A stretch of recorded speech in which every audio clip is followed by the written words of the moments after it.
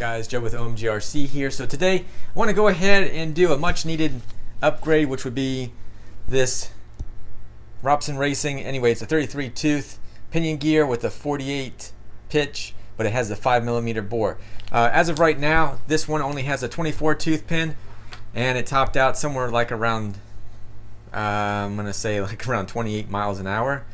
Somewhere right around there. It was pretty bad. Those aren't going to be the tires that are going to be on there. They're going to have rubber tires anyhow, but I do have some other tires that are going to be coming anyway. So just kind of keep that in mind as well.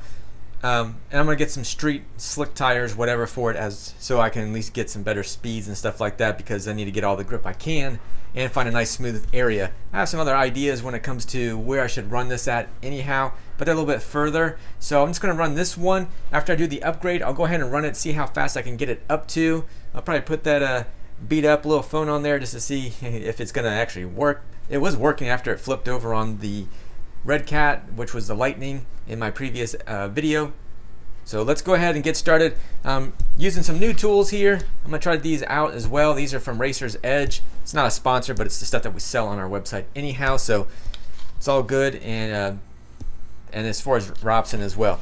So let me go ahead and get this body top open, get that off of there, and go ahead and let's get to that actual pinion gear.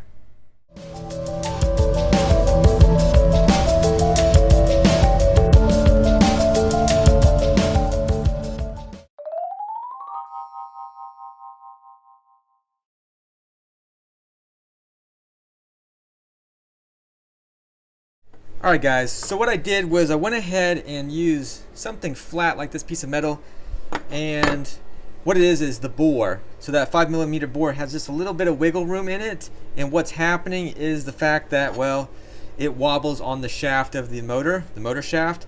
So I use this to kind of wedge between here and here, like so, and then I was able to tighten it down, and that gave me, well, as you'll see here in just a second, it pretty much got it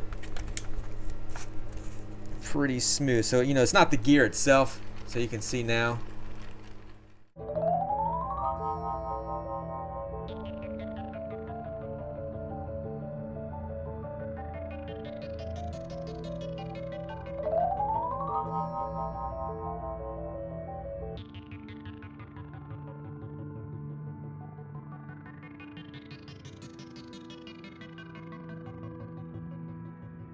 Alright, so it's really breezy here right now, but anyway, I got it on the 3S right now, and I'm going to try to stay with my back against the wind, so if the car goes past me, I don't want to turn because it's going to get really loud on the microphone, and I might cut it off and throw a little bit of music in there if by chance that does happen, because I know that's annoying.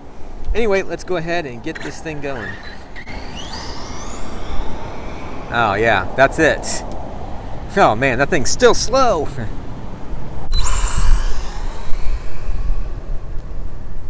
Man, but it's pretty straight little thing, man.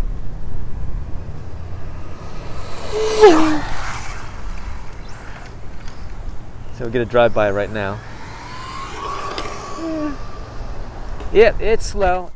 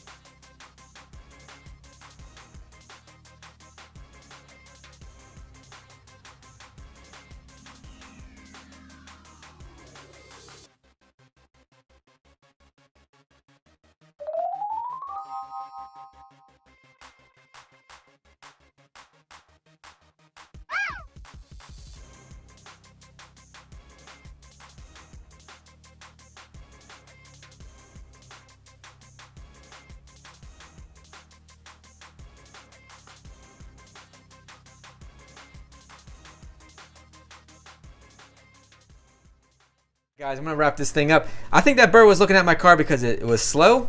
I don't know. But I didn't want to stick around too much on it because the car is slow, and I'm sure that Bert could just catch up and get it real quick. I'm going to revisit this one anyway when it comes to the motor. I'm going to put a 4,000 plus kV motor in it down the road. So if you guys are like, oh, well, you need to put a higher kV motor, I know that. I knew that going into it anyway. It was just a motor that I had lying around, and I just stuck it in there. I had it in another car, and it was actually a pretty decent speed run car, and that motor worked pretty well for the application. I actually had it in a Volcano, and it was close to like 60 miles an hour on that one, but it had lifted the truck, flipped over, and whatever. And I didn't really have it all set up for it, but yeah, that thing scooted on that motor.